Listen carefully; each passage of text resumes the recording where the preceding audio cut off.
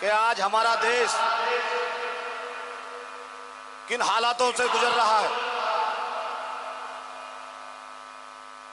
Congress party ने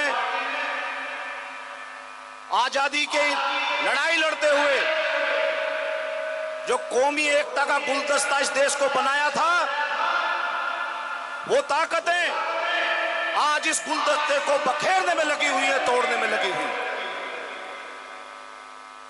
मैं आप लोगों से निवेदन करना चाहता हूं और एक सवाल आप लोगों के बीच में छोड़ना चाहता हूं। 2009 में जब हरीश रावत जी को कांग्रेस पार्टी ने टिकट देकर भेजा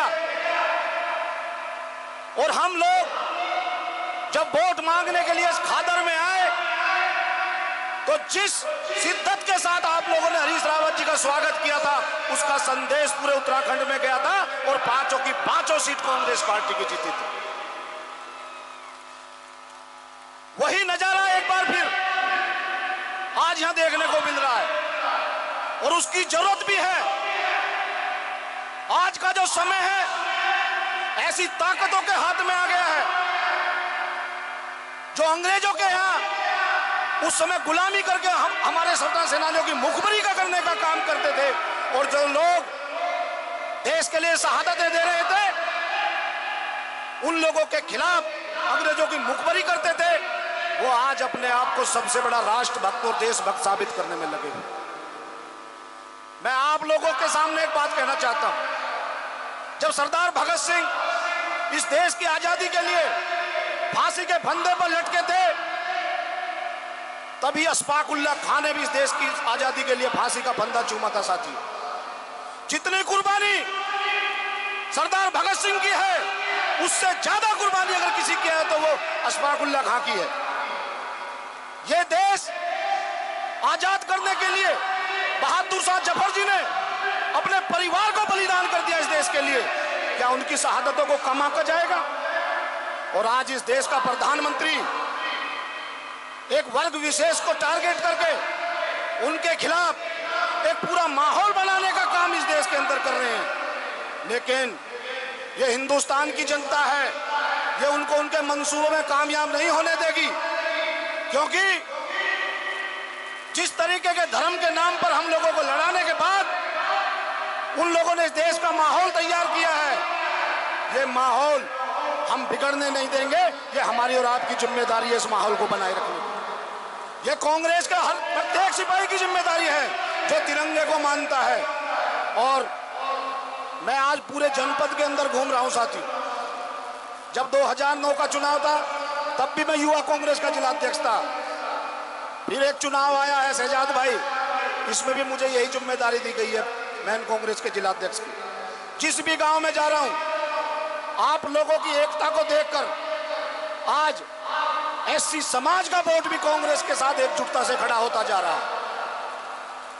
जो लोग ये सोचते हैं कि हम लोग इन हिंदुस्तान के लोगों को बांटने के बाद इस देश में सत्ता पे शासन करेंगे, उनकी काट की हांडी 2 बार चढ़ चुकी है, अब नहीं चढ़ेगी।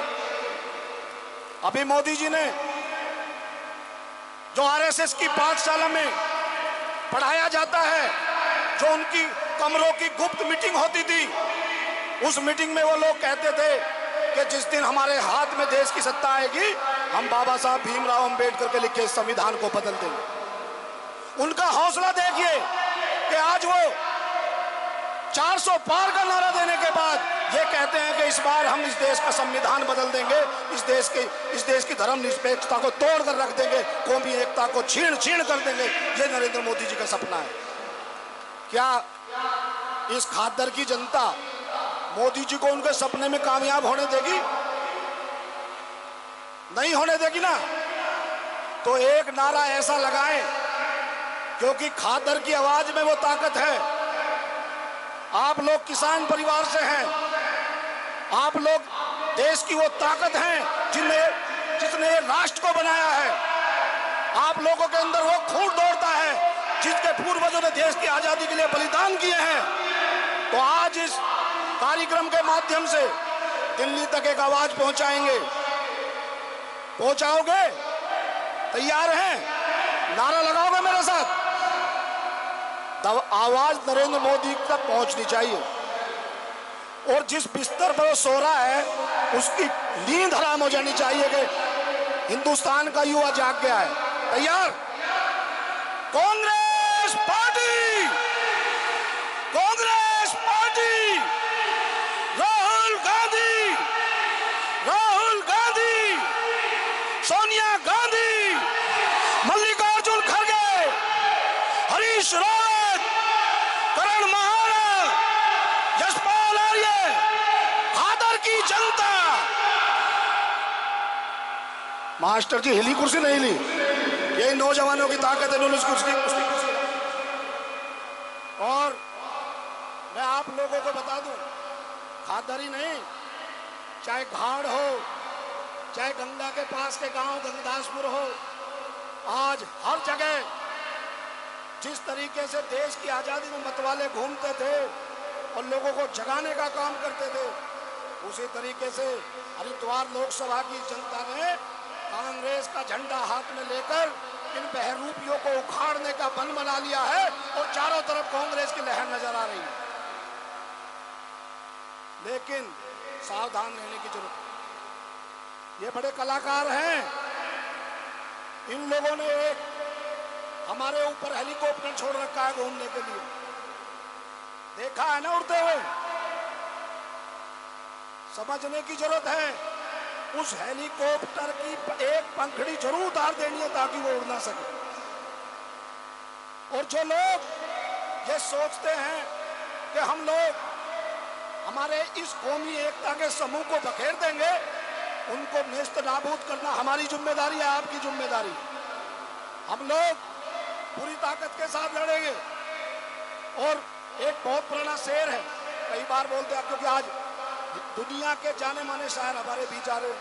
वैसे मुझे शायरी आती नहीं है, लेकिन दो चार लाइन कहीं कहीं याद कर लेता हूँ कि रख हौसला वो मंजर भी आएगा, रख हौसला वो मंजर भी आएगा, प्यासे के पास चलकर समंदर भी आएगा। और थककर मत बैठना मंजिलों के मुसाफिर, मंजिल भी मिलेगी और मिलने का मजा भी आएगा, मिलने का मजा भी आएगा। आज खादर की इस जमी से एक संदेश पूरे हिंदुस्तान और दुनिया के अंदर जाना चाहिए कि हो गई है पीर पर्वत सी पिघलनी चाहिए, हो गई है पीर पर्वत सी पिघलनी चाहिए, इस हिमालय से कोई गंगा निकलनी चाहिए। और मेरे सीने में ना सही तेरे सीने में सही, हो कहीं भी आग लेकिन आग जलनी चाहिए, हो कहीं भी आग लेकिन आग जलनी चाहिए। और ये जोश, ये आग, ये जुनून 19 तारीख तक बनाए रखना है, इसको कम नहीं होने देना है साथियों।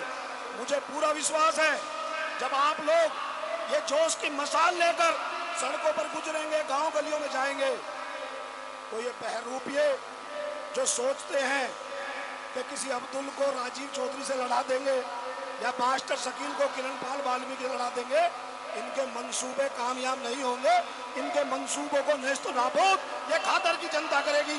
जय हिंद, जय उत्तराखंड, जय कांग्रेस। धन्यवाद।